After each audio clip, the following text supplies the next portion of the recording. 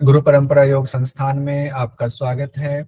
हम लोग योगाभ्यासों के अध्यापन विधि पुस्तक पढ़ रहे हैं, पेपर 2 यूनिट 9 में। कल जो हम लोगों ने पढ़ा था एक बार उसको रिवीजन करते हैं, क्योंकि यहाँ से कंफ्यूजन बहुत ज्यादा होती है। जो लेसन प्लान हमने कल शुरू किया हुआ था, लेसन प्लान में पहले हम ये जानते हैं, उसके 3 पार्ट को डिवाइड करते हुए हम ये जानते हैं। लेसन प्लान में पहले हम लोग ने देखा कि लेसन प्लान होता क्या है। उसके बाद हम लोगों ने लेसन प्लान के एडवांटेज देखे कि लेसन प्लान क्यों तैयार करना चाहिए, उसके क्या फायदे हैं। फिर हम लोगों ने लेसन प्लान के जो आवश्यक तत्व हैं या उसके जो कैरेक्टरिस्टिक्स हैं या उसको कह सकते हैं एसेंशियल्स जो लेसन प्लान के हैं, उसको देखा। तो उसके गुण और आवश्यक तत्व को एक ही माना गया है। परीक्षा में जो क्वेश्चन पूछने का पैटर्न है उसके मुताबिक गुण को ही आवश्यक तत्व माना गया है। ये दिमाग में हम बिठाकर चलेंगे, इसलिए हमने एसेंशियल्स लिखा हुआ है, बुक में भी इंग्लिश वाले में एसेंशियल्स लिखा हुआ है। तो अब ये लाभ और एडवांटेज एंड एसेंशियल्स जब हम देख लेते हैं, उसके बाद हम लोग देखेंगे कि जब हम क्लास लेने जाते हैं तो उसमें कैसे हमारा पैटर्न होता है। शुरुआत में क्या कराएं, उसके बाद क्या कराएं, उसके बाद क्या कराएं, पूरा पैटर्न नीचे तक हम देखेंगे। फिर उसके बाद हम लोग ये देखेंगे कि अब उसी को अगर हमें अपने कंप्यूटर पर या अपने डायरी में बनाना है लेसन प्लान को, तो वो कैसे हम व्यवहारिक तौर पर बनाएंगे, तो वो भी हम देखेंगे। पहले हम कल वाला एक बार रिवीजन करते हैं। एक तरफ आपके एडवांटेज लिखा हुआ है, दूसरी तरफ आपके एसेंशियल्स लिखा हुआ है। किसका? लेसन प्लान का। लेसन प्लान का ही हिंदी में उसी को कहते हैं पाठ नियोजन। लेसन प्लान को क्या कहते हैं? पाठ नियोजन। एडवांटेज में देखिए 5 मुख्य पॉइंट्स हैं, उसको हम ध्यान रखें, क्योंकि एडवांटेज और एसेंशियल्स मिक्स होने लगता है, फिर वो क्वेश्चन में गलत होता है। इसीलिए मैंने बोला था होमवर्क करके भेजना। जो होमवर्क करके भेजेंगे उनको दिक्कत नहीं होगी, क्योंकि वो दिमाग लगा रहे हैं, उसको सोच रहे हैं, समझ रहे हैं, तो वो दिमाग में बैठती हैं चित्त में, और कोई बात नहीं। लाभ में कहा गया क्या लाभ होगा, आप टीचर, आपको क्या लाभ होगा लेसन प्लान का? तो आपको अपने विचारों को संगठित करने में या उसको संरचना बनाने में आपको सहायता मिलती है। पहला, आपका आत्मविश्वास बढ़ता है। आप टीचर हैं तो टीचर का आत्मविश्वास बढ़ता है और मार्ग से विचलन नहीं होता, मार्ग विचलन से बचते हैं वो। कल हम लोगों ने इंग्लिश में भी इसके सेंटेंसेस बना करके रखा हुआ था। जो आपका एजुकेशनल जो प्रोसेस, जो भी अध्यापन विधि आप चुन रहे हो, जिस प्रक्रिया को चुन रहे हो, वो प्रक्रिया और उसके उद्देश्य को मन में बनाए रखने में मदद मिलती है। हमने ये वाला सिस्टम चुना हुआ है, इस तरीके से हम पढ़ाने जा रहे हैं। उसका जो प्रोसेस है, उसके जो उद्देश्य हैं, उसको मन में बिठाए रखने में मदद मिलती है, क्योंकि रिटर्न में है, हमने उसको किया हुआ है। नहीं तो अगर रिटर्न में नहीं होता तो हम भूल जाते हैं। अब आवश्यक सामग्री पहले से उपलब्ध रहती है। एक तो आवश्यक सामग्री का हमें ध्यान रखना है, वो आवश्यक तत्व में हो गया। लेकिन आवश्यक चूंकि हमने बना लिया हुआ है तो उसका लाभ बनाने के बाद ही लाभ मिलेगा। तो ये बनाने के बाद का प्रोसेस है एडवांटेज वाला, कि हमें आवश्यक सामग्री पहले से उपलब्ध है, क्योंकि हमने पहले से इन्फॉर्म कर दिया हुआ था कॉलेज मैनेजमेंट को। अंत समय में जो आप कई बार भागम भाग की ये ढूंढना है वो ढूंढना है, वो ढूंढने के भाग दौड़ से आप बच जाते हो, तो आपको चिंता नहीं करनी पड़ती है। फिर भविष्य की योजनाओं के लिए मदद मिलती है। ये सारी चीजें एडवांटेज। एडवांटेज में क्या हुआ, लेसन प्लान तैयार करने के बाद जो उसका इम्पैक्ट है उसकी चर्चा हो रही है, ये ध्यान रखिए। और लेसन प्लान को तैयार करने में, यानी तैयार करने में किन किन बातों का ध्यान रखना है, वो हो गया उसके एसेंशियल्स, आवश्यक तत्व, गुण। तो आवश्यक तत्व और एडवांटेज में अंतर हो गया, डिफ्रेंशिएट। एक बनाने में, हम बिल्डिंग बनाने में किन किन चीजों की जरूरत है, क्या गुणवत्ता होना चाहिए, क्या तत्व होना चाहिए। दूसरा है कि जब बिल्डिंग बन गया अब उसका क्या लाभ है, आराम से उसमें हम सोएंगे, हमारा एक अलग कमरा होगा, बहुत सारी बातें जो है। तो एक बनाने के दौरान, एक बनाने के बाद की बातें हैं, यही दोनों में फर्क है। ये जब समझ लेंगे तो वहां दिक्कत नहीं होगी। अब जो एसेंशियल्स हैं, जो गुण है या तत्व जिसको कहा गया पाठ योजना का, उसमें ये बात आई हुई है कि पाठ योजना स्पष्ट और विस्तृत होनी चाहिए। पाठ योजना स्पष्ट होनी चाहिए, बिल्कुल क्लियर और विस्तृत होनी चाहिए। तो बनाने के दौरान होगा ये। वैयक्तिक भिन्नता का विचार करके उसको बनाया गया हो। जो कल बात हो रही थी कि साइकोलॉजी में एक पूरा यही चैप्टर्स होता है लेसन प्लान के दौरान, तो वैयक्तिक भिन्नता का विचार करके बनाया जाना चाहिए। फिर आपके जो पाठ उद्देश्य है उसका कथन होना चाहिए उसमें, अब देखिए, पाठ्य उद्देश्य का कथन होना चाहिए। जैसे बिल्डिंग बनाना, तो बिल्डिंग में बाथरूम होना चाहिए, बिल्डिंग में आपके ड्राइंग रूम होना चाहिए। तो ये सब क्या है, बिल्डिंग बनाने का प्लान है, तो गुण में आएगा, एसेंशियल्स में आएगा। क्रियाओं और अनुभवों की क्रमबद्ध उसमें जानकारी होनी चाहिए, ये तत्व होने चाहिए। तो एसेंशियल्स हो गए, तत्व हो गए। आवश्यक सामग्री क्या है उसकी सूची होनी चाहिए। जब आवश्यक सामग्री की सूची होगी तो उसका लाभ क्या होगा, आवश्यक सामग्री आपको पहले से मौजूद है, वो किस में चला जाएगा, एडवांटेज में चला जाएगा। यौगिक अभ्यास से जुड़ी क्रियाविधि का विवरण उसमें होना चाहिए, कौन सी क्रियाविधि कराने जा रहे हैं। पाठ के अंत में अध्यापक की के द्वारा जो टीका टिप्पणी की जाती है उसका भी स्पेस होना चाहिए, उसका प्रावधान होना चाहिए, टीका टिप्पणी हो। जिस अध्यापन विधि का इस्तेमाल कर रहे हैं वह आपके समय, आपके स्थान और आपकी सामग्री जितना वहां उपलब्ध है मैनेजमेंट के हिसाब से, कॉलेज के हिसाब से, उसके अकॉर्डिंग वो फिजिबल हो, संभव हो, ये बहुत जरूरी है। गेट बंद कर देना। अध्यापक में किसी खास विधि को सही और रोचक तरीके से उपयोग करने की कुशलता भी होनी चाहिए। अध्यापक की भी कुशलता, उसके अंदर भी ये गुण की चर्चा की गई है कि वो गुण होना चाहिए, वो तत्व होने चाहिए। यहाँ पर क्लियर हुआ। अब इसी को जब हमने आज इतना क्लियर किया हुआ है तो इसके जो कल क्वेश्चन देखे थे, क्वेश्चन को एक बार फिर से देखिए तो आज आपका और क्लियर होगा। कब बनाया जाना चाहिए वो तो ठीक है। ये देखिए, योगाभ्यास नामक अध्यापन विधि पुस्तक के मुताबिक किसी लिखित पाठ योजना के लाभ हैं। अब लाभ और उसके जो एसेंशियल्स हैं उसमें आप आराम से अंतर कर सकते हैं इसमें। अब इसमें आपको दिक्कत नहीं होगी। वैसे पहला है, इसे प्रयोग करने से ठीक पहले तैयार किया जाना चाहिए। तो ये लाभ तो होगा ही नहीं। अब ये तो तैयार करने की बात हो रही, तो लाभ कैसे होगा ये। शिक्षकों को शिक्षण प्रक्रिया और उद्देश्यों को ध्यान में रखने में मदद करती है, लाभ होगा। मदद करती है यानी बन गया है तो उसको मदद करेगी। 5 है, 2 नहीं होगा, 3 होगा। यह शिक्षकों के आत्मविश्वास को बढ़ाती है और पाठ की दिशा में हो रही पढ़ाई से दूर जाने से रोकती है। ठीक है, ये भी आत्मविश्वास को बढ़ाती है। यह विशिष्ट एवं विस्तृत होनी चाहिए। बिल्डिंग ऐसी बननी चाहिए, तो तत्व हो गया, तो ये नहीं होगा।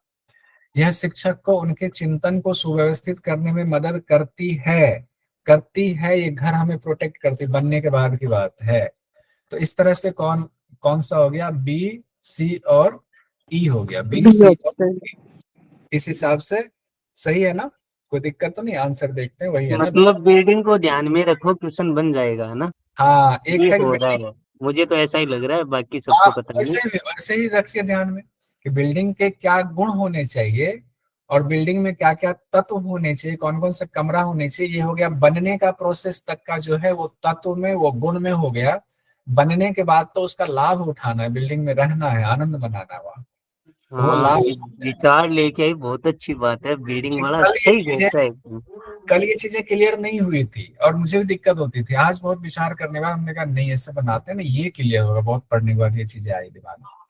अब देखिए एक क्वेश्चन देखिए, अब इसमें देखते हैं पाठ योजना के अनिवार्य तत्व आ गया ना, एसेंशियल्स की चर्चा आ गया। अब तत्व को इसमें डिफरेंशिएट कीजिए। 5 है, 3 तत्व नहीं है, 2 तत्व है।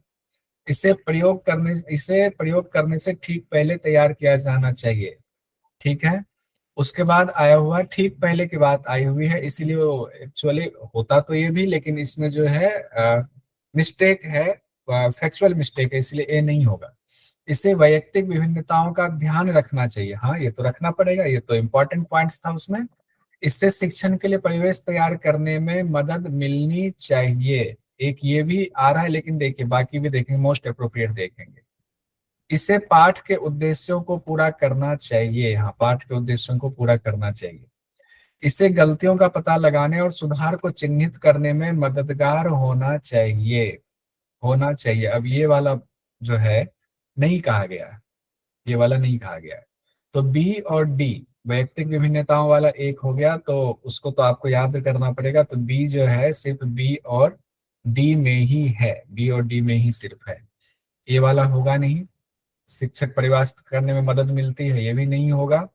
क्योंकि मदद मिलनी चाहिए वाली बात नहीं होगी इसे, क्योंकि ये ना तत्व है ना गुण है, कुछ में नहीं आएगा। इसे पाठ के उद्देश्यों को पूरा करना चाहिए, ये वाला आया हुआ, पाठ के उद्देश्य को पूरा करना चाहिए, डी वाला आएगा। ठीक है, तो बी और डी इसमें मोस्ट अप्रोप्रिएट आता है। अब है पाठ नियोजन कैसे किया जाए। Guidelines for conducting yoga lesson successfully, कैसे आपकी जो क्लासेस है वो सक्सेसफुल रहे, उसकी प्लानिंग कैसे होनी चाहिए। तो आप पहले से दिमाग में बिठा कर जाओगे, पहले वातावरण का निर्माण करना है, सेटिंग द एटमोस्फेयर करना है, यानी कि शांतिपूर्ण वातावरण में होना चाहिए। अब शांतिपूर्ण वातावरण होना चाहिए, तो वातावरण का हो गया, हमने एक प्लेस को चुन लिया, जगह मिल गई हमें, इसमें पूरा डिटेल दिया गया। हो सकता है कि जब आप फाइनल बनाए तो उसमें अभ्यास के हिसाब से एक दो स्टेप्स कम ज्यादा हो सकता है, वो डिपेंड करता है, अभ्यास पे डिपेंड करता है। पहले तो स्थान की चर्चा है कि स्थान होना चाहिए, उस स्थान को चुन लिया, उस स्थान में छात्र बैठेंगे तो छात्रों की संख्या कैसे, संख्या के हिसाब से उनको बैठाने की व्यवस्था होनी चाहिए, यानी सिटिंग प्लान होनी चाहिए, दूसरी बात हो गई। अब जब सिटिंग प्लान वो बैठ गए, बैठने के बाद वो क्या करेंगे, अब उनको हमसे जोड़ना है, तो जोड़ने की का अभ्यास ध्यानात्मक धारणात्मक किसी आसन में उसको बिठाएंगे। बिठाने के बाद छोटी सी प्रार्थना या प्रार्थना मई मनोदशा, दोनों बातें करेंगे, या तो प्रार्थना से शुरू करेंगे या मनोदशा से जोड़ेंगे, शरीर पर ध्यान ले जाए, श्वास पर ध्यान ले जाए, ऐसे कुछ उनको कि बाहरी वातावरण से कट करके वो टीचर से कनेक्ट हो जाए। आध्यात्मिक उस समय जो है माहौल बनाना, शांतिपूर्ण और प्रार्थनामय वातावरण से होगा क्या, उसका लाभ योग के प्रति उसमें पॉजिटिव एटीट्यूड पैदा होता है। उस वक्त जब ये एटीट्यूड पैदा होगा तो आपकी जो क्लास है, लेसन है, उसके लिए ये उपयुक्त है, यानी अब उसके लिए बिल्कुल परफेक्ट वातावरण आपका बन गया हुआ है। पहले हम लोग सीक्वेंस में हम आगे बढ़ रहे हैं, उसी सीक्वेंस को याद रखिएगा एग्जाम में भी। योग अभ्यास की शुरुआत कैसे करेंगे, इंट्रोडक्शन टू द प्रैक्टिस कैसे करेंगे। प्रार्थना हो गया, प्रार्थना के बाद योगिक अभ्यास की शुरुआत होती है, कैसे होती है। तो पाठ के जो कार्य है उसको भी दो भाग में बांटेंगे, ये दूसरा है, फिर तीसरा भी यही हमने लिख दिया हुआ है टेबल बनाकर। पहले भाग में हम क्या अभ्यास कराने जा रहे हैं उसके बारे में, उसकी पृष्ठभूमि बताएंगे, उसका बैकग्राउंड बताएंगे। फिर हम वर्बल प्रस्तुतिकरण करेंगे, पहले उसका बैकग्राउंड बताने के बाद वर्बल प्रेजेंटेशन देंगे हम। इसमें अभ्यास के संबंधी जो अधिक से अधिक सूचनाएं हैं वो दे दी जाती है, और शिक्षक की प्रस्तुति की कुशलता पर कोई भी रोचक हो सकता है कि शिक्षक उस चीज को कैसे प्रेजेंट कर रहा है, वर्बली कैसे प्रेजेंट कर रहा है, क्या कितना सुंदर बता रहा है, बना रहा है। तो ये एक तरह से पैकेजिंग हो गई। फिर कहा गया अब क्या करना है, जब आपने वर्बल बता दिया, बैकग्राउंड बता दिया, वर्बल बता दिया, तो अब उसका डेमोन्स्ट्रेशन होगा, डेमोन्स्ट्रेट करेंगे, यानी प्रदर्शन अभ्यास करेंगे। ये दूसरा भाग हो गया आपका। तो अभ्यास के आदर्श प्रदर्शन के लिए अब या तो अध्यापक खुद से करें या किसी और से करवाएं, लेकिन आदर्श माना गया अगर अध्यापक खुद से करता है, इसको सबसे आदर्श स्थिति माना गया है। एक बढ़िया स्थिति क्या है, टीचर खुद खुद ही डेमोन्स्ट्रेशन देना चाहिए। कोई भी आसन, ये नहीं कि उनको हम तो इतने बड़े हैं, हम ये आसन करके बच्चों के सामने दिखाएंगे, नहीं, वो खुद करके दिखाएंगे तो बच्चे बड़े प्रभावित होते हैं, और ये बहुत अच्छा आपका जो क्लास आपकी चलेगी। तो ये एग्जाम में रखेंगे। बेहतर कौन सा होता है, टीचर द्वारा खुद प्रदर्शन करना यानी डेमोन्स्ट्रेशन देना, या दूसरे से डेमोन्स्ट्रेशन दिलवाना। तो व्यवहारिक ये टीचर खुद दे, प्रभावी भी वही है। वह प्रदर्शन दोष रहित और पूर्ण होना चाहिए। अब ऐसा नहीं कि टीचर खुद ही कांप रहे हैं, बोला है कि अब मयूरासन करा रहे हैं, टीचर खुद ही मयूरासन में गए और बार बार गिर रहे हैं, कभी आगे सिर गिर रहा है, कभी पीछे पाँव गिर रहा है। ऐसा नहीं होना चाहिए, वो कहा गया दोष रहित होना चाहिए, एररलेस होना चाहिए, कंप्लीट होना चाहिए। तो उससे क्या होगा, छात्रों के मन मस्तिष्क में एक रेखा चित्र, पूरा पूर्ण चित्र बन जाता है उस अभ्यास का। और या तो आप, दूसरा तरीका है कि अगर आपके पास वहाँ वीडियो वाला कोई ऑप्शन है, बड़ा स्क्रीन है, आपने अपना ही वीडियो बनाया हुआ है, तो उस वीडियो के माध्यम से भी आप उसको प्रेजेंट कर सकते हैं। लेकिन फिर वही बात कि डेमोन्स्ट्रेशन हमेशा खुद का उसी समय लाइव डेमोन्स्ट्रेशन सबसे उत्तम होता है। लाइव लाइव डेमोन्स्ट्रेशन, उससे स्टूडेंट्स में अध्यापक के प्रति श्रद्धा और आदर का भाव आता है, ये साफ साफ लिखा हुआ है। अब हम लोग आते हैं चौथे स्टेप्स, यहां तक हो गया। अब अभ्यास का विश्लेषण, एनालाइजिंग द प्रैक्टिस। इन योगाभ्यास के पूरे प्रदर्शन के बाद, पूरे डेमोन्स्ट्रेशन के बाद एक एक हिस्से का हम एनालाइज करते, एक एक हिस्से को एनालाइज करके हमने बताया। जब क्रियाविधि कठिन होती है तो उसका विश्लेषण और अधिक आवश्यक है। और आसान है, तारासन है, तो हो सकता है कि आप बहुत अच्छा जो कर दिया आपने, और सब छात्र भी कर लेंगे, कराना जरूरी है, लेकिन उसके बहुत ज्यादा विश्लेषण की जरूरत नहीं होती है। लेकिन कोई एडवांस आसन आप करा रहे हैं, तो एडवांस आसन के लिए आपको पूरी क्रियाविधि के एक एक स्टेप्स को, सावधानी को, किसको नहीं करना चाहिए, किसको करना चाहिए, सारी बातें बतानी होगी। जब अभ्यास सरल हो तो सिर्फ प्रदर्शन मात्र से काम चल जाता है। विश्लेषण के दौरान किन बातों पर ध्यान देना, तो महत्वपूर्ण जो विशेषता है उस आसन की, उसको भी उजागर करना है, साथ ही क्या करें क्या ना करें ये भी बताना है। ये हमने अभी वर्बली बता दिया। अब आगे अगला स्टेप क्या करेंगे, अब बताने के बाद सभी छात्रों को इंडिविजुअल प्रैक्टिस का टाइम देंगे। अब सब लोग इंडिविजुअल कीजिए। इंडिविजुअल करने का मतलब यह है कि क्लास में अगर 40 लोग हैं तो हो सकता है कि 40 के 40 कोई अभी हाथ ही सेट कर रहा हो और कोई मयूरासन में आ गया हो, कोई अभी बैठ ही रहा हो, कोई एक बार दो बार गिरा भी हो। यानी सबका एक साथ अभ्यास नहीं हो रहा, सब अपना अपना देख रहा है। तो उसको कहते हैं इंडिविजुअल प्रैक्टिस टाइम, कि आप प्रैक्टिस कीजिए, करके देखो। इंडिविजुअल प्रैक्टिस टाइम हो गया, खुद से किया, उसके बाद उसके लिए समय देना चाहिए, तो छात्र को पता चलता है कि उसको कितना और मेहनत करने की जरूरत है। जब वो इंडिविजुअल प्रैक्टिस भी कर रहा है तो उस दौरान भी उसके ऊपर ध्यान होना चाहिए शिक्षक का। अलग अलग देख रहे हैं किनको कहाँ दिक्कत हो रही है, कहाँ किससे त्रुटि रह जा रही है, कहाँ कौन ज्यादा अच्छा कर रहा है, कोई नहीं कर पा रहा है, कहीं कोई ऐसा तो नहीं कर रहा है कि उसको अभी गिर गया तो उसको दिक्कत होगी। जैसे शीर्षासन वगैरह में बहुत सावधानी से करना पड़ता है। तो अभ्यास गलत तो नहीं हो रहा, इसका इसकी निगरानी बहुत जरूरी है।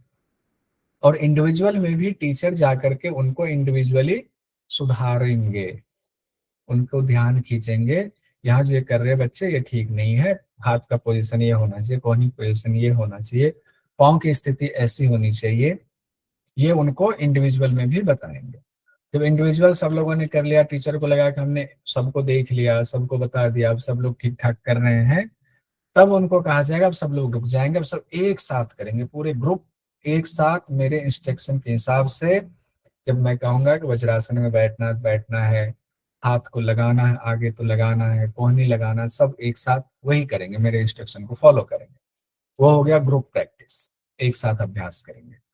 ग्रुप प्रैक्टिस के दौरान भी गलतियां होंगी, तो उस दौरान भी अशुद्धियों पर गौर करना है। जब हम देखेंगे नहीं, क्योंकि सारे तो अशुद्धि नहीं करेंगे, अगर सारे कर रहे हैं तो फिर इंडिविजुअल टाइम देना पड़ेगा। अगर कुछ लोग कर रहे हैं तो उन पे तुरंत ध्यान चला जाता है कि हाँ 5 लोगों ने ये गलतियां की, उन 5 लोगों को अगर सेम गलती है तो एक साथ बताएंगे, अलग अलग है तो अलग अलग बताएंगे। तो समूह में अभ्यास से वैसे अगर सेम गलती होती है तो एक बार में ही बता देते हैं, फिर से एक बार डेमोन्स्ट्रेशन दे दिया जाता है, तो वो कंप्लीट हो जाता है। तो उन पे अशुद्ध अभ्यास करने वालों पर भी ध्यान देंगे। और उस दौरान ये भी कहा जाता है जिनकी जितनी क्षमता है उतना ही अभ्यास करें, सब एक जैसा ही हर आसन करेगा जरूरी नहीं है। सबकी मांसपेशियों कैपेसिटी, फ्लेक्सिबिलिटी, एज बहुत कुछ मैटर करता है। उसके बाद कहा गया निर्देशन कार्य होता है, गिविंग इंस्ट्रक्शन होता है। सामूहिक अभ्यास के बाद जब निर्देश दिए जाते हैं तब यह ध्यान रखा जाता है कि अभ्यास के क्रम को बताना चाहिए। यानी उस दौरान की बात, जब सामूहिक अभ्यास हो रहा है ये उसी में इंक्लूड है, लेकिन लिखा तो अलग से गया है ना, एक साथ कैसे मिक्स करेंगे। तो उस दौरान जब आप सामूहिक अभ्यास करा रहे हैं, तो जैसे हम लोग ग्रुप में अगर 21 जून को अभ्यास करा रहे होते, सबको इंस्ट्रक्शन देते हैं अभ्यास कराते हुए, तो उस दौरान अभ्यास के क्रम को बताना, पहले ये करना है, फिर ये करना है, फिर ये करना है। और उस दौरान अब जो बोलने का तरीका वो कैसा होना चाहिए, एक तो धीरे धीरे लयबद्ध तरीके से बोलना चाहिए। जल्दीबाजी में कोई अभ्यास नहीं करना है, ना आपको बोलना जल्दीबाजी में है जल्दी जल्दी, ना उनको अभ्यास करना है। और उनको ये इंस्ट्रक्शन भी देना जल्दीबाजी नहीं करेंगे, धीरे धीरे करेंगे, कोई झटका ना आए, जर्क ना आए, इसका ध्यान रखेंगे। ये तो उस दौरान इंस्ट्रक्शन की बात हो गई। अब है प्रदर्शन पुनरावृत्ति, यानी सातवां आठवां एक में मर्ज हो सकता है। अब रिपीट डेमोन्स्ट्रेशन, उस दौरान जिन्होंने गलतियां की हैं, गलतियों के बाद उनको जब सुधारा कि नहीं ये गलती हुई ये गलती हुई, तो फिर से सामूहिक अभ्यास के बाद कुछ छात्रों द्वारा की गई त्रुटियों को बताना और फिर ऐसा ना करने का सुझाव देना। फिर कहा गया कि उस दौरान रिपीट डेमोन्स्ट्रेशन का मतलब है कि टीचर को जरूरत हुई तो वो फिर से खुद डेमोन्स्ट्रेशन देंगे, ये बताते हुए कहाँ गलती हुई। लेकिन ये प्रैक्टिस टू प्रैक्टिस डिपेंड करेगा, कौन सा अभ्यास करा रहे हैं उस पर डिपेंड करेगा। फिर जब हमने डेमोन्स्ट्रेशन दे दिया, टीचर ने दोबारा रिपीट किया डेमोन्स्ट्रेशन का, अब रिपीट प्रैक्टिस भी तो कराना पड़ेगा। हमने क्या, फिर करके दिखाओ, जो गलतियां हुई थी वो मैंने बता दिया, अब आप करके दिखाओ। तो त्रुटि बताने और उसे सुधारने के सुझाव के बाद फिर से उसको समूह द्वारा उस क्रियाविधि को दोहराना, रिपीट प्रैक्टिस करना है, पूरा समूह फिर से करेगा। फिर से रिपीट डेमोन्स्ट्रेशन, अगर फिर से जरूरत पड़ी तो फिर से टीचर जो है डेमोन्स्ट्रेशन देगा। तो ये प्रोसेस, मैंने कहा कुछ प्रोसेस कम ज्यादा होता रहता है, ये फिक्स नहीं है, लेकिन आपको बात समझ में आनी चाहिए। उसके बाद लास्ट में कहा गया है सामूहिक अभ्यास समाप्त होने के बाद उसको रेस्ट पीरियड होना चाहिए, विश्राम की अवधि होनी चाहिए। इसमें शवासन में, मकर आसन में आपको लिटाना है, जनरली शवासन में लिटाते हैं। कोई अभ्यास के बीच में भी अगर कोई हार्ड अभ्यास कर रहे हैं, वहां जरूरत है शवासन बीच में देने की, तो शवासन को बीच में भी देना है। और लास्ट में जब समअप करते हैं तो उसमें आपको कंप्लीट समअप, जो समरी है, उसका बताना चाहिए। पाठ समाप्त होने से पूर्व अध्यापक को अभ्यासों का महत्वपूर्ण जो फैक्ट्स हैं उसको बता करके समअप करना चाहिए। और फिर लास्ट में कहा गया है कि प्रश्न पूछने के लिए भी उनको प्रेरित करना चाहिए, ताकि उनके जो मेमोरी है उसमें उस अभ्यास की झलक मिले और वो पूरा उसमें प्रिंट की तरह छप जाए उसकी मेमोरी में, ये भी कहा गया है। अब हम लोग इसको फिर से देखेंगे, पूरी प्रक्रिया एक एक लाइन में देखते हैं। क्योंकि सब लोग योगा टीचर हैं यहाँ पर, तो आपके लिए बहुत आसान है, कोई मुश्किल नहीं है। अभी जब हम लोग पूछेंगे तो उसमें क्लियर हो जाएगा, जब ये बातचीत करेंगे। पूरी प्रक्रिया देख ली। प्रार्थना, पहले तो इसमें ये चीज छोड़ दिया गया है, स्थान होना चाहिए शांत। फिर उसमें सिटिंग अरेंजमेंट हो गया, सिटिंग अरेंजमेंट के बाद बैठ गए हम लोग, प्रार्थना की स्थिति में आ गए, अनुकूल वातावरण तैयार कर दिया, मानसिक तौर पर जुड़ गए उस क्लास से, योग की संकल्पना लिया उस दौरान प्रार्थना में स्थिति में। और फिर यौगिक अभ्यासों का शिक्षक द्वारा प्रदर्शन होगा। और इसमें एक दो चीजें यहाँ छूटी हुई हैं, वो डिपेंड करता है कि एग्जाम में क्या पूछा जा रहा है। अगर पूछा जा रहा है स्टेप्स में कि पहले उसका बैकग्राउंड बताना है, तो वो बैकग्राउंड भी यहाँ आ जाएगा, उसकी विशेषता बतानी है तो आ जाएगा। शिक्षक द्वारा प्रदर्शन करना है, संपूर्ण क्रियाकलापों को कई अवस्था या भागों में बांटना है। अभ्यास के अनुभव के लिए छात्रों को समय दिया जाना है व्यक्तिगत। और फिर अध्यापक के निर्देशन में ही, उनके डायरेक्शन में ही ग्रुप प्रैक्टिस करनी है। और फिर ग्रुप प्रैक्टिस के दौरान जो भी गलतियां हुई हैं उनका पता लगा करके उनको सुधारना है। फिर से उनको सुधारने के लिए उनको जो भी प्रक्रिया है उसको फिर से बताना, यानी जो अभ्यास कराया जिस आसन का भी, उसकी क्रियाविधि को फिर से विश्लेषण करेंगे, उनके महत्वपूर्ण तथ्यों को फिर से बताएंगे। और फिर जो है, जब बताया हमने तो फिर प्रदर्शन भी करना पड़ेगा, पूर्ण प्रदर्शन प्रस्तुत करना पड़ेगा स्पष्टीकरण देते हुए, यानी टीचर को फिर से डेमोन्स्ट्रेशन देना पड़ेगा। फिर डेमोन्स्ट्रेशन टीचर ने दिया तो फिर ग्रुप में उसका अभ्यास रिपीट होगा। फिर पाठ का सार बताया जाएगा और शवासन कराया जाएगा। इसको लेकर के कहीं कहीं पर आगे पीछे होता है कि पाठ का सार पहले बताना है या पहले शवासन कराना है। तो ऊपर हमने देखा लिखा हुआ है शवासन कराएंगे फिर पाठ का सार बताएंगे, ऐसे पुस्तक में भी लिखा हुआ है।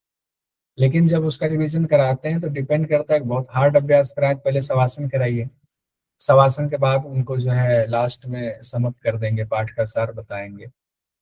तो यहाँ पर ये दो चीजों को लेकर के डिपेंड करता है अभ्यास कौन सा है, इसीलिए शायद ऐसा दिया गया। अब जिन पाठों में अभ्यास की जो, अभी सिर्फ हम लोग क्या कर रहे हैं, थियरी पेपर पढ़ रहे हैं, यानी लेसन प्लान के लिए थियरी देख रहे हैं कि योगा अभ्यास में ऐसे होना चाहिए, उसका हम प्रैक्टिकल भी करेंगे। योग अभ्यासों के समूह कौन से होते हैं, practice type of yoga lesson में कौन से योग अभ्यासों के समूह होते हैं। बहुत सारे क्रियाविधियों में से अर्थपूर्ण अभ्यास को चुना जाता है कि बहुत सारा, योग के तो बहुत सारे आसन हैं, सारा आसन वहां नहीं कराते आप, सिलेबस के मुताबिक कराते हैं, उसमें भी अर्थपूर्ण जो आसन है, अभ्यास है, उसको चुना जाता है। फिर वहाँ प्रिंसिपल्स ऑफ प्रोग्रेशन का ध्यान रखा जाता है, यानी प्रगमन के सिद्धांत का प्रिंसिपल ऑफ प्रोग्रेशन कहा जाता है। इसको बीएड वगैरह में बहुत अच्छे से पढ़ाया जाता है। टीचिंग उसके क्या कहते हैं, पेपर 1 में भी है, टीचिंग एप्टीट्यूड में पढ़ाया जाता है आपको। फिर है यौगिक अभ्यास का सेट तैयार करने में आपको ये भी ध्यान रखना पड़ता है कि जो आसन की जो कैटेगरी बांटी गई है वो सब उसमें शामिल हो। जैसे कि आपको संवर्धनात्मक आसन है, यानी टोन वाले आसन जो जिससे टोन प्राप्त होता है बॉडी को। फिर जो आपके शिथिलात्मक आसन है उसको भी उसमें रखना, सब लिखा होना चाहिए आपके लेसन प्लान में। फिर श्वसन विधियां, यानी कि प्राणायाम का अभ्यास और ध्यान का अभ्यास, वो भी अगर आप अलग अलग पार्ट में बांट रहे हैं तो वो भी उसमें लिखा होना चाहिए। अगर सारा कुछ करा रहे हैं, अगर सिर्फ आसन ही करा रहे हैं तो अलग बात है, सिर्फ प्राणायाम ही करा रहे हैं तो उसका भी नियम है, और सिर्फ ध्यान ही करा रहे हैं तो उसका भी नियम है, ध्यान से पहले थोड़ा सा स्ट्रेचिंग का अभ्यास होना ही चाहिए। अब कुछ क्वेश्चन इससे पूछे गए हैं, उसको देखते हैं। योगाभ्यासों के अध्यापन पाठ योजना के अनुसार क्रम बताइए। पाठ का प्रस्तुतिकरण, देखिए जब भी क्रम आप एग्जाम के हिसाब से देखेंगे तो पहले सारे ऑप्शंस को देखिए और उसमें मोस्ट अप्रोप्रिएट के हिसाब से लगाना है। पाठ का प्रस्तुतिकरण, वैयक्तिक अभ्यास, प्रश्न समूह, प्रश्न उत्तर, समूह अभ्यास। बहुत आसान है। पाठ का प्रस्तुतिकरण पहले होगा, फिर जो है वैयक्तिक अभ्यास होगा, फिर समूह अभ्यास होगा, फिर प्रश्न उत्तर होगा। 1 2 4 3 होगा, तो चौथा वाला ऑप्शन होगा। इन्हीं को इसमें डाउट है, चौथा ऑप्शन नहीं होगा। ज्योति जी बढ़िया, और भी लोगों ने मैसेज किया होगा, मैं देख नहीं पाया। लीना जी, मंजू जी, सब लोग कह रहे हैं चौथा। बहुत बढ़िया। अगला क्वेश्चन देखिए जो दिसंबर 21 का है। योगाभ्यासों के अध्यापन विधियां पुस्तक के अनुसार योगाभ्यास कक्षा के निम्नांकित चरणों को कक्षा के प्रारंभ से समाप्ति के क्रम में सुव्यवस्थित करें। वही बात है कि जो अभ्यास हम करेंगे शुरुआत से लेकर के लास्ट तक में उसको सीक्वेंस में बिठाना है। प्रश्नोत्तर, समूह अभ्यास, वैयक्तिक अभ्यास, विश्राम, बैठने की व्यवस्था। पहले तो बैठेंगे, बैठने की व्यवस्था पहला होगा, पांचवा वाला पहला होगा। बैठने की व्यवस्था हो गई, उसके बाद क्या करना है, यहाँ कहा गया वैयक्तिक अभ्यास और समूह अभ्यास है, तो वैयक्तिक अभ्यास पहले होगा, तो 5 3 होगा, 5 3। फिर समूह अभ्यास होगा दूसरा। फिर कहा गया है कि प्रश्नोत्तरी और फिर विश्राम हो जाएगा, या विश्राम या प्रश्नोत्तरी। यहाँ पर विश्राम पहले दिया गया है, प्रश्नोत्तरी बाद में दिया गया, तो 2 से आपका वैसे निकल जा रहा है, 3 से ही। तो हो गया आपका बैठने की व्यवस्था, वैयक्तिक अभ्यास, समूह अभ्यास, विश्राम और प्रश्नोत्तरी। ये हो गया पहला ऑप्शन, इस हिसाब से सही है, बिल्कुल सही, आप लोगों ने सही दिया आंसर। कुछ सवाल ऐसे भी देख लेते हैं। योगाभ्यासों के अध्यापन विधि पुस्तक के मुताबिक यौगिक अभ्यास की शुरुआत कैसे करें? शवासन से, प्रार्थना से, प्राणायाम से, खिंचाव वाले आसन से। प्रार्थना से होगा, सिंपल है। योगाभ्यास के लिए वातावरण कैसा होना चाहिए? ऐसे सिंपल क्वेश्चन भी पूछे जाते हैं। शांतिपूर्ण माहौल, किसी भी वातावरण में कर सकते हैं। माहौल का महत्व कुछ खास नहीं है, इनमें से कोई नहीं। शांतिपूर्ण माहौल होना चाहिए, बहुत बेसिक क्वेश्चन है, ये आपके लेवल का है नहीं, लेकिन क्या पता पूछ दिया जाए। कक्षा के शुरुआत में किसी यौगिक अभ्यास का प्रदर्शन तब बेहतर माना जाता है जब प्रदर्शन छात्र द्वारा किया जाता है, शिक्षक द्वारा किया जाता है, किसी और साधन का इस्तेमाल किया जाता है, इनमें से कोई नहीं।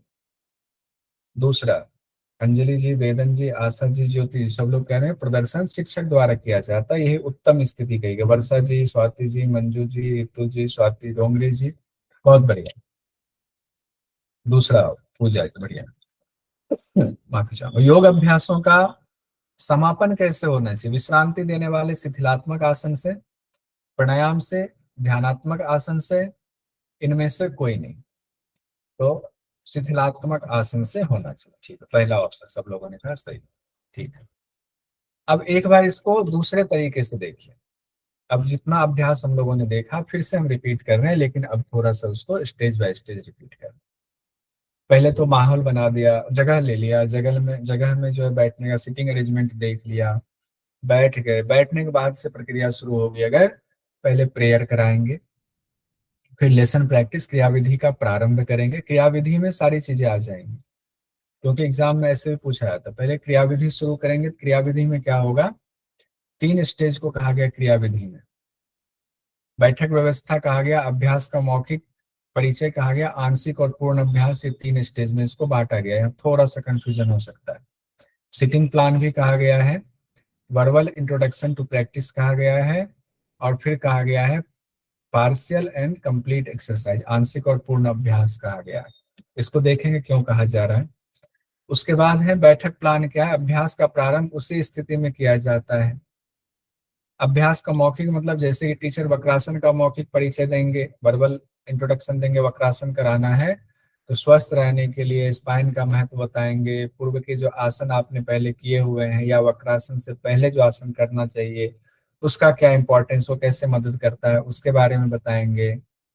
फिर कहा गया है कि आंशिक और पूर्ण अभ्यास, जब अध्यापक द्वारा वक्रासन का प्रदर्शन पूरी विधि के द्वारा किया जाएगा। अब यहाँ जो बैठक व्यवस्था दी गई है, ये बैठक व्यवस्था से मतलब है शुरुआती बैठक व्यवस्था नहीं, ये दूसरी बैठक व्यवस्था है, अभ्यास के लिए बैठक व्यवस्था की बात की गई।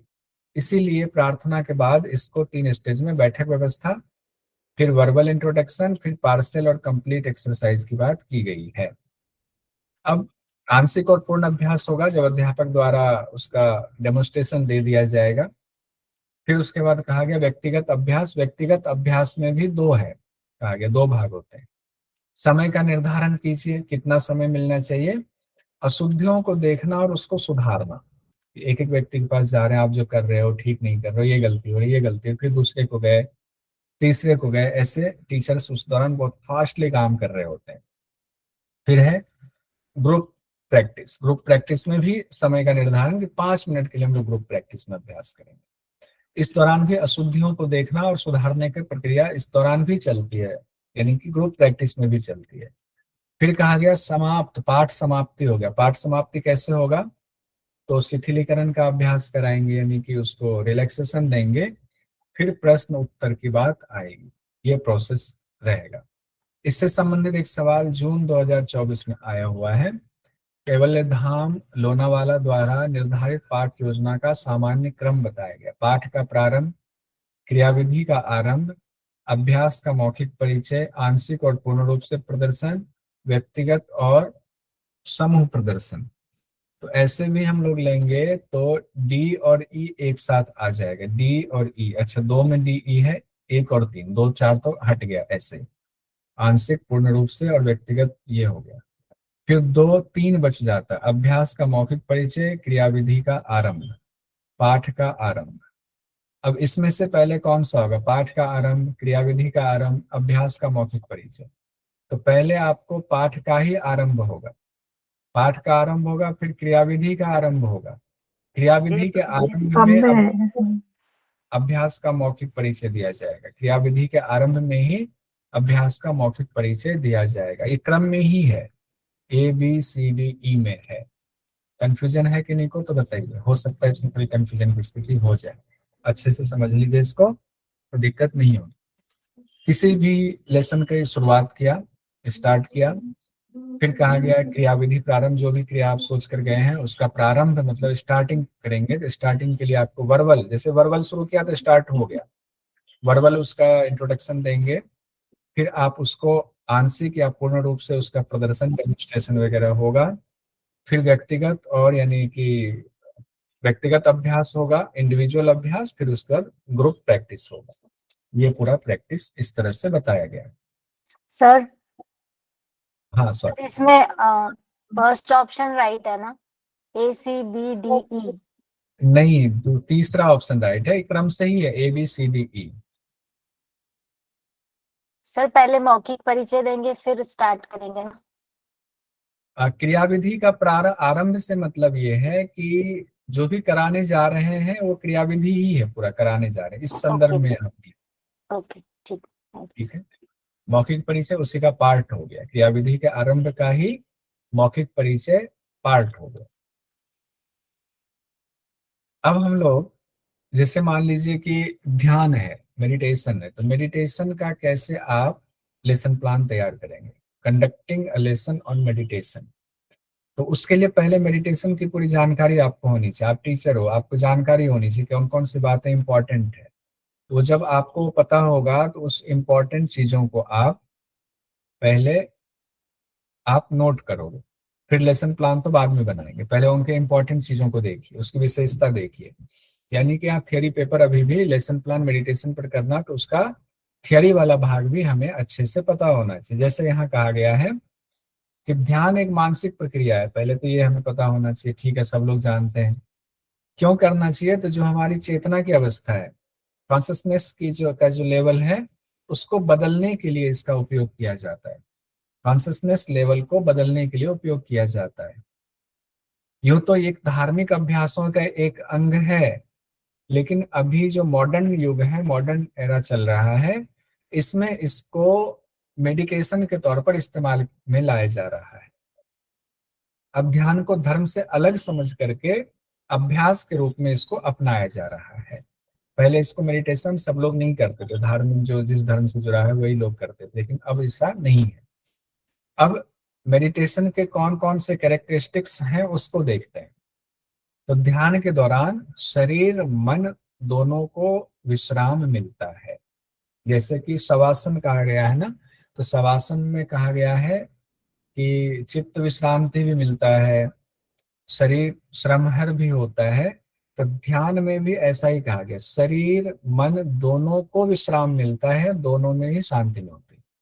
फिर देखिए एग्जाम की दृष्टि से महत्वपूर्ण है, 20 से 30 मिनट का ध्यान, उस दौरान आपका जो श्वास ले रहे हैं उसको कम कर देता है। जितनी ब्रीदिंग नॉर्मल लेते हैं, ध्यान के दौरान प्राण वायु का ग्रहण कम किया जा सकता है, यानी कम ब्रीदिंग आप ले में काम चल जाएगा। क्योंकि कोई एक्शन आप कर नहीं रहे हैं, ध्यान कर रहे हैं, तो उस दौरान आपकी श्वास की गति धीमी हो जाती है। फिर कहा गया है कि 20 से 30 मिनट का अभ्यास निद्रा से अगर जोड़ा जाए, कितनी देर की निद्रा के बराबर होगा? तो 6 से 7 घंटे की निद्रा के बराबर 20 से 30 मिनट का ध्यान माना गया है। तो आज से ही देखिए, अगर जैसे अभी परीक्षा का समय आया तो निद्रा को कम करना है, तो कैसे उसको मेकअप कैसे करेंगे? योग निद्रा कीजिए, योग निद्रा में सो ही नहीं जाना है। योग निद्रा भी एक मेडिटेशन का एक पार्ट माना जाता है। या फिर श्वासा ध्यान कीजिए, या फिर घेरन संहिता में जो स्थूल ध्यान बताया गया वो स्थूल ध्यान कीजिए। जो आपको रुचता है, जो आपको अच्छा लगता है, आपको पसंद आता है, उस ध्यान के पद्धति को अपना करके कीजिए रोज। हृदय गति और श्वसन गति घटती है किसमें? ध्यान से एग्जाम में पूछा जाता है। हृदय गति जो ज्यादा तेज हो जाती है आसन के दौरान, तो हृदय गति और श्वसन की गति भी, श्वास भी तेज चलने लगता है, वो कम होना शुरू हो जाता है मेडिटेशन के दौरान। और क्या होता है? परानुकंपी प्रभाव की ओर झुकाव होता है। वैसे परानुकंपी प्रभाव की वजह से ही हृदय गति श्वसन गति कम हो जाता है, मन शांत होने लगता है। तो परानुकंपी प्रभाव को क्या कहा जाता है इंग्लिश में? Parasympathetic nervous system. यानी कि ध्यान से कौन से तंत्र पर असर पड़ता है? तो पैरासिम्पैथेटिक नर्वस सिस्टम पर असर पड़ता है। जैसे अगर इसको इस तरह से मान लिया जाए कि जो स्वायत्त तंत्रिका तंत्र है, जो नर्व सीधे ब्रेन से निकलकर अंगों को सूचना प्रदान करती है, उसके भी 2 पार्ट जनरली किया जाता है। जनरली इसमें अलग अलग तरीके से भी पढ़ाया जाता है। एक सिंपैथेटिक नर्वस सिस्टम होता है, एक पैरासिम्पैथेटिक नर्वस सिस्टम होता है। सिंपैथेटिक नर्वस सिस्टम में आप हैं, अचानक से बाघ आ गया, अचानक से कोई ऐसी वस्तु आ गया, आप जा रहे हैं, अचानक से कुत्ता भौंकने लगा, भागेंगे वहां से। ये होता है सिंपैथेटिक नर्वस सिस्टम। अचानक से शरीर आपको ऐसा करने के लिए बाध्य करता है। क्यों? क्योंकि भय, क्रोध, उत्तेजना आदि, उसमें एक्शन होता है, सीधे है। Sympathetic nervous system it means action, parasympathetic nervous system it means actionless वाला, विश्राम की स्थिति। उसी में फाइट और फ्लाइट की स्थिति होती है। उसी में आपके किडनी के ऊपर जो, वहां से जो हार्मोन रिलीज होता है, किडनी के ऊपर जो एक ग्रंथि है, उस ग्रंथि से जो हार्मोन रिलीज होता है, वो फाइट और फ्लाइट का वहां से निर्देशन होता है। कौन सा? एड्रिनल। एड्रिनल से, बहुत सुंदर। तो उस दौरान सिंपैथेटिक नर्वस सिस्टम से जुड़ा है, और पैरासिम्पैथेटिक से जुड़ा है। विश्राम वाले, स्टेबिलिटी वाली जब स्थिति होती है, शांति स्थिरता का अनुभव होता है, ये जुड़ा हुआ है पैरासिम्पैथेटिक से। तो ये कब होता है? जब आप ध्यान करते हैं। और एक और अंतर बताया गया कि कार्य, एक्शन और स्टेबिलिटी तो हो ही गया, आंखों की पुतलियां फैल जाती हैं, बड़ी हो जाती हैं। कब? जब हम एक्शन में होते हैं तब भाग रहे होते हैं, कुछ कर रहे होते हैं, गुस्से में, क्रोध में आंखों की पुतलियां फैल जाती, pupil pupil of the eyes dilate हो जाता है।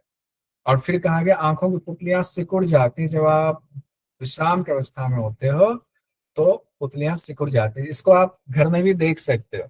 कोई बच्चा स्कूल से आया है अभी, या बाहर से हस्बैंड आए हुए हैं, या वाइफ बाहर से आई हुई है, उनको बोलिए आंख दिखाना, और उनका जो है पुतलियां देखिए। अभी क्या है, बाहर से आने के बाद वो एक्शन में आ रहे हैं, वो कर रहे हैं, देखिए वो कहीं क्या कर रहे हो, जादू कर रहे हैं। अभी बैठो थोड़ी देर में, आप देखिए थोड़ी देर शांति से, जब वो बैठ जाएंगे, प्रेम से बात कीजिए, रिलैक्स हो गए। अब कुछ ऐसी बात मत कह दीजिए कि भड़क जाए, वैसा नहीं। जब शांत हो जाए फिर देखिए आंख दिखाना, कि डॉक्टर बन गए क्या, हाँ डॉक्टर बन गए। फिर आप आंख देखोगे तो उनकी पुतलियां जो है, जो साइज पहले थी उससे छोटी हो जाती। ये हमने देखा हुआ है, छोटी हो जाती। और आजकल तो खुद भी देख सकते हैं, मोबाइल लीजिए और खुद ही जो है उसके कैमरा ऑन करके देख लीजिए। तो किसमें छोटी होंगी, जिसमें आप रिलैक्स वाली स्थिति में जा रहे हैं, जिसमें एक्शन हो रहा है उसमें बढ़ जाएगा। तो क्या पता एग्जाम में ये भी पूछ दिया जाए। उसके बाद है हार्ट बीट को बढ़ाता है, फास्ट कर देता है हार्ट बीट को। कौन सा, आपको सिंपैथेटिक नर्वस सिस्टम। पैरासिम्पैथेटिक क्या करता है, हार्ट बीट को स्लो करता है। पैरासिम्पैथेटिक किससे जुड़ा हुआ है, ध्यान से जुड़ा हुआ है, ध्यान के दौरान ये चीजें होती है। और सिंपैथेटिक नर्वस सिस्टम में क्या होता है, क्रिया होती है, एक्शन होता है। भय क्रोध में श्वास की गति बढ़ जाती है, और रिलैक्स जब करने लगते हैं तो श्वसन की गति भी स्लो हो जाती है, धीमा हो जाता है। उसके बाद लाभ क्या बताए गए, ध्यान से, मेडिटेशन से दुश्चिंता घटती है। बिना मतलब की जो चिंता होती है, गलत चिंताएं होती हैं, वो धीरे धीरे रिड्यूस होना शुरू हो जाता है। फिर कहा गया ध्यान की अवस्था में एक ईईजी होती है। ईईजी, ब्रेन का ईईजी करते एक जांच होती है, इलेक्ट्रो इंसेफ इंसेफेलोग्राम, इलेक्ट्रो इंसेफेलोग्राम। तो इलेक्ट्रो इंसेफेलोग्राम जो एक चेक होता है, जनरली इतना लंबा हम लोग पढ़ते नहीं है कि इलेक्ट्रो इंसेफेलोग्राम, ईईजी ही मशहूर है। तो ये बहुत रिसर्च हुआ है, आजकल बहुत होता है कि ध्यान में बैठ गए हैं कोई योगी और उनका ईईजी किया जा रहा है, या उनके वेव्स को ध्यान में रखा जा रहा है। बहुत सारे रिसर्च ऐसे हो रहे हैं। तो ये जब चेक किया गया तो पता चला कि मेडिटेशन के दौरान ऊंचे ऊंचे अल्फा वेव्स पैदा हो रहे हैं। जब रियल में मेडिटेशन हो रहा है, ये नहीं कि मेडिटेशन का ढोंग कर लिया तो नहीं होगा, रियल मेडिटेशन कर रहे हैं तो ऊंचे ऊंचे अल्फा वेव्स पैदा हो रहे हैं। बीच बीच में थीटा वेव्स की तरंगे पैदा हो रही हैं, दब रही हैं, तरंगे पैदा हो रही हैं, दब रही हैं। ये हम लोगों ने पढ़ा हुआ था ना, धर्मिक समाधि से पहले विवेक ज्ञान हो रहा है, बीच बीच में पुराने संस्कार आ जा रहे हैं, छिद्रेशो वाली स्थिति हो रही है। तो विवेक ज्ञान को मान लीजिए अल्फा वेव्स हो गया, और बीच बीच में थीटा वेव्स आ रहा है, वो संस्कार पुराना हो गया, ऐसे भी जोड़ सकते हैं। ये इंपॉर्टेंट एग्जाम की दृष्टि से पूछा जा सकता है, हालांकि इसका और भी योग निद्रा में थोड़ा सा अलग कुछ बताया जाता है, लेकिन यहाँ योगाभ्यासों के अध्यापन विधि के मुताबिक मेडिटेशन में ये है, तो इसको उसी हिसाब से अपने स्पेशल डायरी में नोट कीजिए। ईईजी जो है, इलेक्ट्रो इंसेफेलोग्राम, ये क्या होता है, तो ब्रेन के अंदर जो आपका इलेक्ट्रिक पैटर्न है, जो वेव्स है, उसको पढ़ने का एक तरीका। फिर आगे कहा गया है नियमित अभ्यास करने से विचलित मन भी शांत हो जाता है। नियमित अभ्यास करेंगे तो जो आपका मन जो है अशांत रहता है वो ठीक हो जाएगा, शांत हो जाता है, आचरण सुधरने लगता है, मन शरीर पर सकारात्मक प्रभाव आने लगता है, मन और शरीर पर। चलिए ये तो सब लोग जानते हैं। हम लोगों ने ऊपर देखा था क्या, 20 से 30 मिनट का ध्यान करते हैं, 6 से 7 घंटे की निद्रा के बराबर है, ये एग्जाम में पूछा जाता है। अब सावधानियां क्या बरतनी, आप योगा टीचर हो, योग शिक्षक हो, और आप गए, आपने सोचा 20 से 30 मिनट में 6-7 घंटे की नींद पूरी हो जाएगा, गए करा दिया, चलो आज 1 घंटे का अभ्यास करा देते हैं किसी को मेडिटेशन का। नहीं, सभी लोग 20 से 30 मिनट का अभ्यास भी नहीं कर सकते, नहीं कर सकते। फिर भी उनको जबरदस्ती कराएंगे तो उनके लिए नुकसानदेह होगा। हम सोच रहे हैं फायदे के लिए करा रहे हैं, उनको नुकसान होगा, उससे हानिकारक हो सकता है। अधिक समय से अधिक लाभ का सिद्धांत यहाँ लागू नहीं होता है, ये इंपॉर्टेंट पॉइंट में। अधिक अभ्यास अधिक लाभ मेडिटेशन में लागू नहीं होता है। प्रतिकूल मनोविकार वाले व्यक्ति में ध्यान के अभ्यास से काफी लाभ मिल सकता है।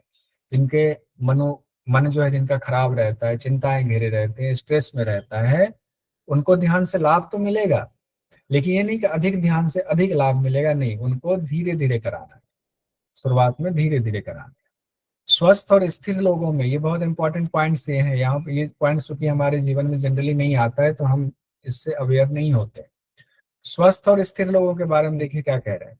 लंबी ध्यानावस्था का अभ्यास आरंभ कराना बुद्धिमानी नहीं है। जो स्वस्थ हैं और जो स्थिर लोग हैं, मेंटली एस्टेब्लिश्ड हैं, ये सोचें कि उनको भी बहुत अभ्यास करा दें। प्रारंभ कराना, शुरुआत में ही लंबा ध्यान करा दिया, वो भी अच्छा नहीं माना गया, बुद्धिमानी नहीं है। शुरुआत में उसको भी थोड़ा थोड़ा से ही अभ्यास कराना है। इसको जनरली हम उल्टा मान लेते हैं कि स्वस्थ व्यक्ति है उनको लंबा मेडिटेशन करा देते हैं, क्या दिक्कत है, लेकिन यहाँ मना किया गया, साफ साफ मना किया गया, बुद्धिमानी नहीं। फिर इन समस्याओं से बचने के लिए ध्यान का अभ्यास मिताचार यानी कि थोड़ा थोड़ा करते हुए बढ़ाना है, रोज रोज थोड़ा थोड़ा।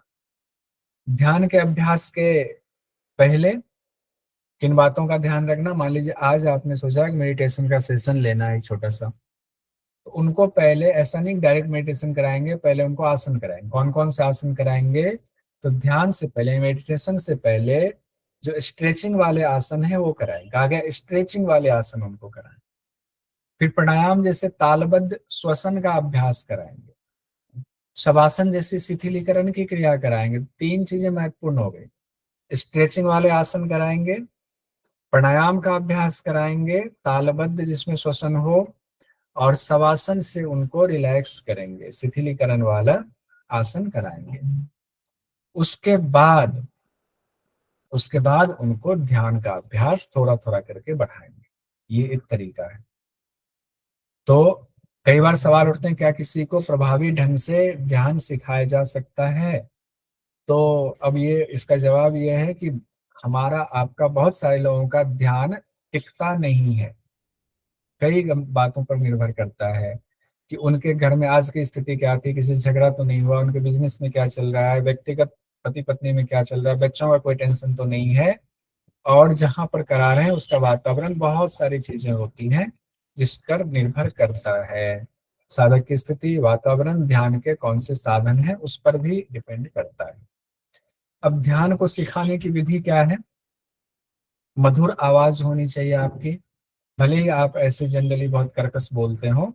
जब मेडिटेशन कराने जा रहे हैं तो उसको लयबद्ध करना है अपने स्वर को। सरल क्रिया विधि से ध्यान के लिए शांत वातावरण बनाने में मदद मिलती है।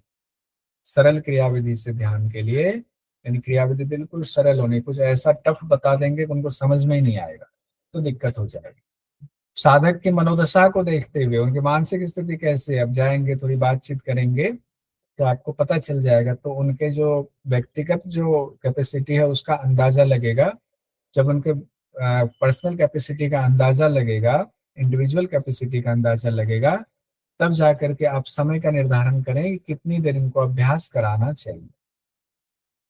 इसलिए उचित बताया गया यही है कि ध्यान को यौगिक अभ्यासों के साथ ही कराना चाहिए, ना कि हम ध्यान का सिर्फ सेशन ले रहे हैं ऐसा नहीं कराना चाहिए। अलग से मेडिटेशन का सेशन नहीं होना चाहिए शुरुआती स्टूडेंट्स के लिए। हाँ, पहले से वो अभ्यासी हैं, मैच्योर स्टूडेंट हैं, तो उनके लिए तो ये नियम लागू नहीं होगा।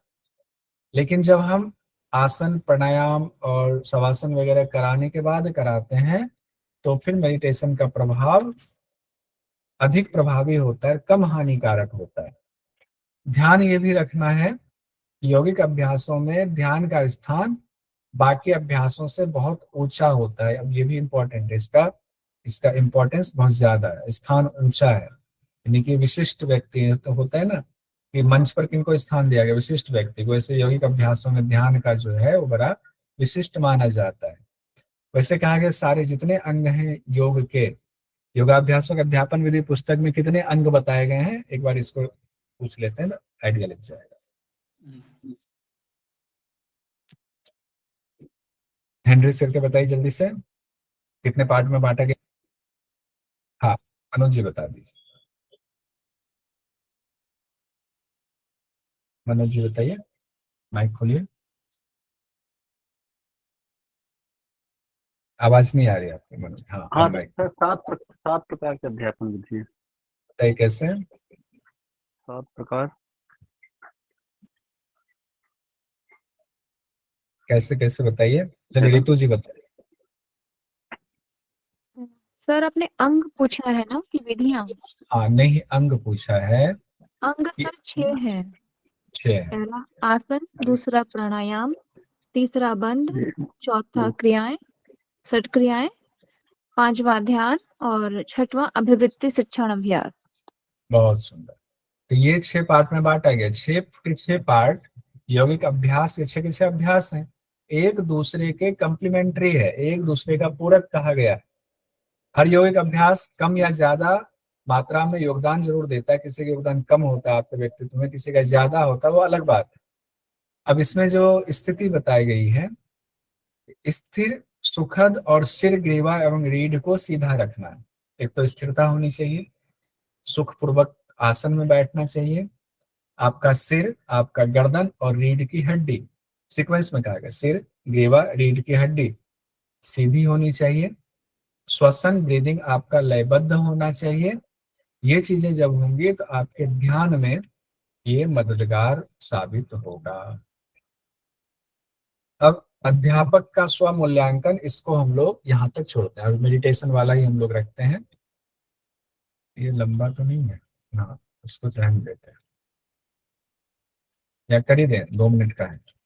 आपने अभ्यास करा दिया तो अध्यापक को भी अपना इवेल्युएशन करना है, स्व मूल्यांकन करना है खुद का कि हमने क्या कराया, कैसा कराया, कमी तो नहीं रही किसी चीज में। रोज एक ही ढंग से अभ्यास करा रहे हैं तो कुछ दिनों में ही जो अध्यापन है, टीचिंग जो है, वो अरोचक हो जाता है।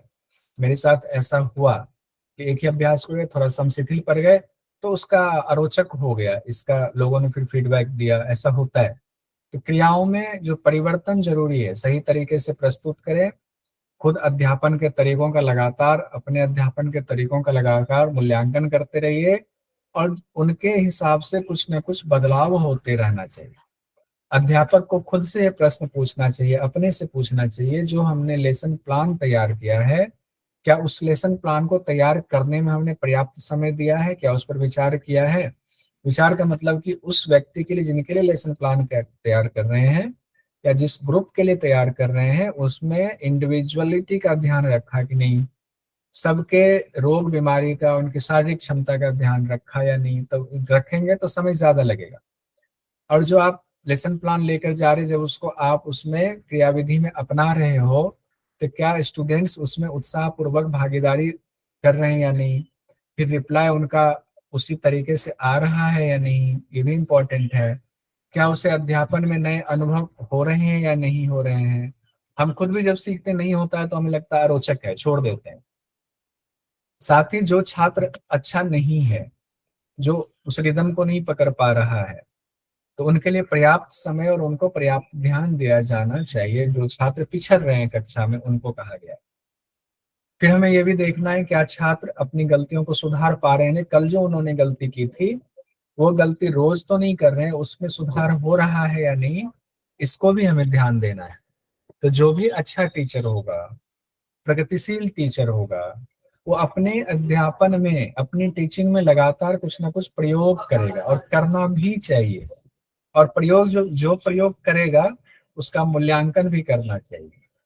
जैसे हम लोग कभी कोई ग्राफिक्स नया बना लेते हैं, फिर उसको देखते हैं ग्राफिक्स ठीक था या नहीं, इसका इम्पैक्ट अच्छा हुआ या नहीं, ताकि वह सक्रिय अध्यापक बनकर खुद भी सेटिस्फाइड हो और छात्रों को भी सेटिस्फाइड कर पाए। सवाल फटाफट 2-3 देख लेते हैं, मेरा अपने प्रैक्टिकल सेशन का समय हो गया है। 20 से 30 मिनट का अभ्यास कितने घंटे की नींद के बराबर माना जाता है? 6 से 7 घंटे की 8 घंटे की नींद के बराबर। तो जरूर कीजिएगा, सबसे उत्तम अभ्यास है। कुछ समझ में ना आए, मेडिटेशन नहीं आ रहा, शांति से बैठ जाइए और श्वास पर ध्यान ले जाइए। हालांकि उससे पहले क्या करना है, 2-3 चीजें, कैसे अपने माता पिता का, गुरु का धन्यवाद करके शरीर पर पूरे ऊपर से नीचे तक देख जाए, नीचे से ऊपर देख जाए, फिर धीरे धीरे श्वास पे ध्यान ले जाए। ध्यान हटे तो किसी मंत्र का मानसिक जाप कर लें, फिर श्वास पे ध्यान ले आए। ये सिंपल एक प्रोसेस होता है एक श्वास ध्यान का। ध्यान के अभ्यास से क्या होता है? हृदय गति बढ़ती है, हृदय गति कम होती है, श्वसन गति बढ़ती है, श्वसन गति कम होती है। तो कौन सा होगा? दूसरा दो और और चार। 2 और 4। यानी हृदय गति कम होती है, श्वसन गति भी कम होती है। ध्यान के अभ्यास से कौन सा नर्वस सिस्टम प्रभावी होता है? कौन से नर्वस सिस्टम पर प्रभाव पड़ता है? पैरासिम्पैथेटिक नर्वस सिस्टम पर प्रभाव पड़ता है। बहुत सुंदर, पैरासिम्पैथेटिक पर। योगाभ्यासों के अध्यापन विधि पुस्तक के मुताबिक ध्यान के दौरान मस्तिष्क में कौन सी वेव्स निकलती हैं? अल्फा अल्फा और थीटा वेव। अल्फा पहले, कभी कभी थीटा होता है। अल्फा 1 और 4 होगा। ठीक है। ध्यान विधि में इनमें से कौन सा सिद्धांत लागू नहीं होता है? ध्यान लागू नहीं होता है, हटाना है। अधिक अभ्यास से अधिक लाभ लागू होता है? नहीं लागू होता। अधिक अभ्यास से अधिक लाभ का सिद्धांत लागू नहीं होता है। 1 और 4। सबको 30 मिनट का अभ्यास नहीं कराना चाहिए, ये तो सही है, ये लागू होता है। योगिक अभ्यास ध्यान से ही शुरू करना चाहिए, नहीं, ये नहीं लागू नहीं होता है। योगिक अभ्यास खिंचावयुक्त आसन श्वसन के बाद कराना लाभप्रद होता है, हाँ, ये सिद्धांत लागू होता है। तो जो होता है वो नहीं होगा, लागू नहीं वाला कहा गया। तो अब कौन सा ऑप्शन इस हिसाब से सही होगा? ऑप्शन 2। 1 और 3 बिल्कुल सही है। पहला और तीसरा, यानी जो निगेटिव है उसको इसमें निकालना है, सिद्धांत लागू जो होता है उसको हटा देना है। सिद्धांत लागू नहीं होता, हर बार इसमें कंफ्यूजन होती है, ध्यान दीजिएगा। पहला और तीसरा वाला उत्तर सही होगा। ठीक है। अब एक क्वेश्चन और है। योगाभ्यासों के अध्यापन विधि पुस्तक के मुताबिक स्वस्थ और स्थिर लोगों के लिए लंबी ध्यानावस्था का अभ्यास प्रारंभ कराना बुद्धिमानी है। लंबी ध्यानावस्था का अभ्यास प्रारंभ कराना बुद्धिमानी नहीं है और है। ध्यान का अभ्यास मिताचार से कराएं, ध्यान का अभ्यास नहीं कराना चाहिए। स्वस्थ और स्थिर लोगों के लिए कहा गया, बताइए क्या होगा?